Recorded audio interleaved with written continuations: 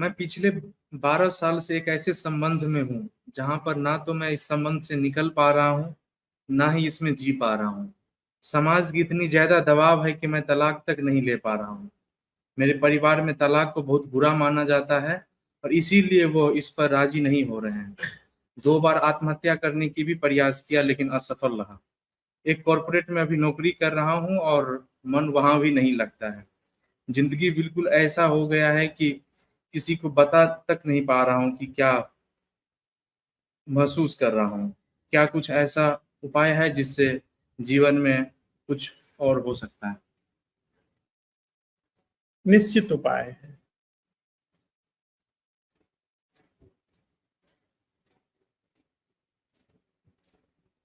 पर यह समझना होगा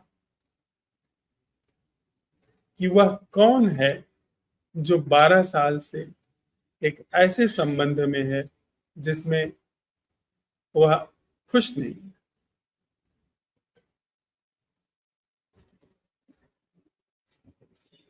क्या वह व्यक्ति जो 12 साल से प्रताड़ना में रह रहा है, यह व्यक्ति उस प्रताड़ना से अलग थलग है? यह जरा ऐसा बिंदु है, इस तरह से ऐसे देखना है जिस तरह से कभी देखा नहीं गया है चीजों को। इसलिए अचानक से इस तरह से देखने की बात आती है तो हम समझते हैं क्या बात हो रही है। ये तो बड़ी बेतुकी सी बात हो रही है कि वह कौन है जो प्रताड़ना से 12 साल से पीड़ित है। लेकिन बात है, जो समाधान है, जो इस पूरी समस्या की जड़ है, वह इसी में पता चलती है। और निश्चित समाधान, आप देखें कि जो व्यक्ति 12 साल से पीड़ित है, वह हिस्सा है इस पूरी समस्या का। उसके अंदर कोई न कोई ऐसी गांठ, कोई न कोई एक ऐसी खूंटी, या कोई न कोई ऐसा खूंटा जरूर गड़ा है जो उस संबंध को बराबर बांधे रखे हुए। यानी वह व्यक्ति उस पूरी समस्या से अलग नहीं है। पर हम क्या करते हैं, जो समस्या है उससे खुद को अलग करके रख लेते हैं, तो समस्या का ठीक ठीक अवलोकन नहीं हो पाता। समस्या की संरचना ठीक से दिखाई नहीं पड़ती। समस्या को हम एक आइडिया की तरह देखते हैं। आप देखिए जरा, जब मित्र ये देखते होंगे समस्या को, एक आइडिया की तरह देखते होंगे, जैसे वो समस्या इनसे अलग है। 12 साल से जिस व्यक्ति के साथ आप रह रहे हैं और जिस संस्था के आधार पर, मान लीजिए वो व्यक्ति जो है वैवाहिक संस्था का हिस्सा है, वह व्यक्ति स्त्री है या पुरुष है। अब उस स्त्री को जब समस्या के रूप में आप देखते हैं, या उस संस्था को जब आप समस्या के रूप में देखते हैं, तो सीधे नहीं देखते हैं, आप उसका एक आइडिया देखते हैं। यानी जब आप किसी चीज के आइडिया को बना करके देखते हैं, तो आप आइडिया को बनाने वाले के रूप में अलग हो चुके होते हैं, है ना। वह जो घटना घट रही है 12 साल से, एक तो वो घटना है, एक तो वो संबंधों की प्रताड़ना है, और दूसरा उस घटना की एक धारणा है, उसका एक आइडिया है। क्या इस दोनों चीजों का फर्क आप कर सकते हैं? बहुत साफ साफ माइन्यूट। एक तो वो वास्तविक घटना है जो घट रही है, जिससे संत्रस्त है, और दूसरा उसकी एक क्लोनिंग है जो माइंड में चलती है कि कैसे इससे मुक्त हों, कैसे इस धारणा से अलग हों, कैसे यहां से दूर भाग जाऊं। आत्महत्या तक की कोशिश हो गई है, बाल बच्चे भी हो गए हैं, पर एक वास्तविक घटना घट रही है और एक जो है आइडिया में घटना घट रही है। तो वास्तविक जीवन का धरातल जो है वो तो जोड़े हुए हैं, उसमें तो तंतु एक से दूसरे तक फैले हुए हैं, और आइडिया में आप अलग होना चाहते हैं। विरोधाभास आपके हाथ में, आपके द्वारा रचा जा रहा है। जो वास्तविक घटना घट रही है उसको देखिए, आइडिया में मत उसको ला करके देखिए। अगर आप वास्तविक घटना में जब आपको पीड़ा होती है उस संबंध में, जिन जिन कारणों से पीड़ा होती है, जिन जिन कारणों से आप चिढ़ते हैं, उसमें आप अलग मत होइए। उसको जल्दी से यह मत कहिए कि ये क्यों हो रहा है मेरे साथ, हाय मेरा पूरा जीवन नर्क हो गया। फिर आप ले गए आइडिया में। जब वो घटना घट रही है, चिढ़ पैदा हो रही है, तो उसके साथ उपस्थित होइए, उसके साथ मौजूद होइए, उस घटना को समझिए, उसमें न गलत कहिए न सही कहिए।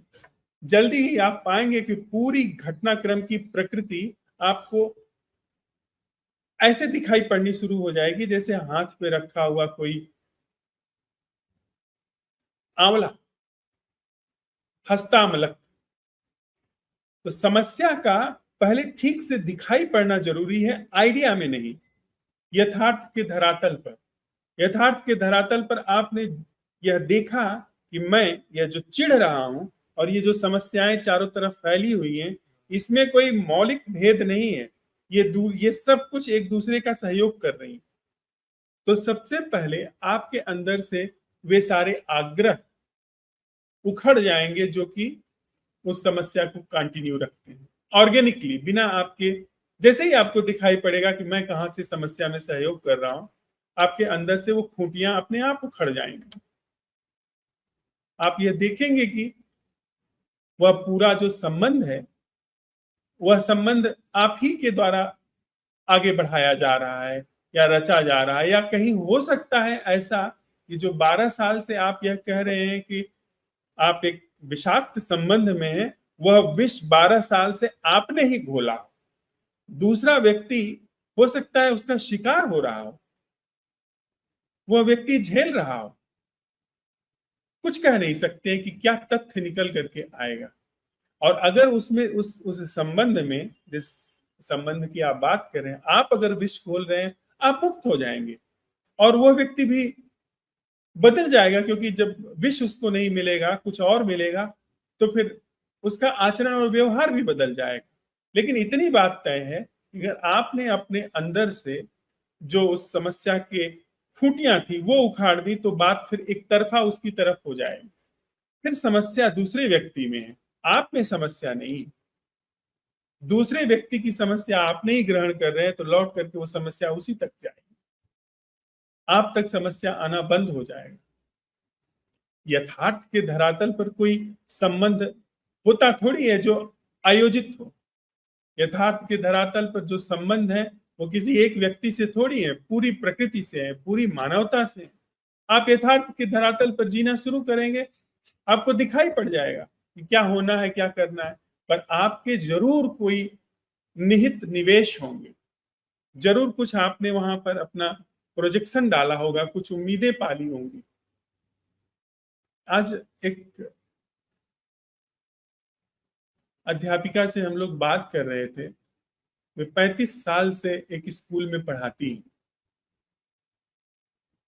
ये वे कह रही है कि मैं मुक्त होना चाहती हूँ, क्योंकि हमेशा चारों तरफ से दबाव है कि आप इसमें रहिए, आपको यह करिए। हमेशा लोग उनके ऊपर नजर रखते हैं कि इधर उधर जरा सा भी उनके माध्यम से कक्षाएं प्रभावित न होने पाए। और जबकि जीवन जो है वो उनका मुक्त है, कोई पारिवारिक जिम्मेदारी नहीं है, कोई आर्थिक समस्या नहीं है। फिर समस्या क्या है? वे कहती हैं कि यह मैं फंस गई हूं। तो उनसे जब कहा गया कि क्या वास्तव में आप फंस गए हैं या आप सम्मोहित हैं, तो वे चिढ़ गए। क्यों चिढ़ गए? क्योंकि वो इस बात को नहीं स्वीकार करने के लिए राजी हैं कि वे सम्मोहित हैं। अब आर्थिक समस्या आपको कोई नहीं है, आप 35 साल एक स्कूल में काम कर चुके, उसके बावजूद भी उस स्कूल के सब तरीके के जो दबाव है उसे झेल रहे हैं और झेलना नहीं चाहते। खुशी से झेलना होता तो अलग बात है, पर आप झेलना नहीं चाहते। तो इसका मतलब है कहीं ना कहीं आपके अंदर कुछ असुरक्षाएं हैं कि स्कूल से निकल जाएंगे फिर करेंगे क्या, फिर पता नहीं बाहर कैसी जिंदगी होगी। फिर बाहर 35 साल से जो चीज की हुई है उसके इतर कुछ करने की कल्पना भी प्राण कपा देती है। तो फिर समस्या आपके अंदर है। आप कहते हैं कि मैं बिल्कुल परेशान हो गया हूं, मैं बिल्कुल भी त्रस्त हो गया हूं, मैं मुक्ति चाहता हूं, पर मुक्त नहीं हो पा रहा हूं। ये सब ऊपर ऊपर कहने की बातें। अगर आप देखें, जांचें, समस्या आपके अंदर निकल आएगी। और जिसने अपनी समस्या को खुद अपने अंदर जांच लिया, कौन किसको समस्या ग्रस्त कर सकता है। सुकरात जैसे व्यक्ति की पत्नी जो इतनी खतरनाक थी, पूरी की पूरी वो शैतान ही थी, लाकर के चाय का गर्म पानी उबलता हुआ उनके चेहरे पे फेंक दिया कि वो मित्रों से बात कर रहे थे। वहां पर भी जब समस्या नहीं पैदा हुई, वहां पर भी वो बड़े साफ साफ खुशी खुशी आगे बढ़ते चले गए।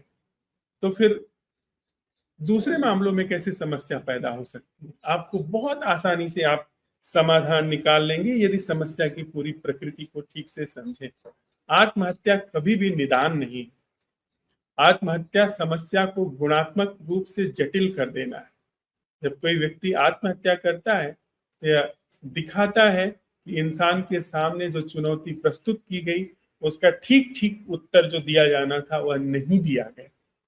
उसमें उसने भागना, उसने उसने पलायन करना ज्यादा उचित समझा, बजाय कि उसका निदान और समाधान करने। तो आप आने वाली संततियों के लिए, मनुष्य के लिए और भी जटिल एक मन स्थिति छोड़ देंगे।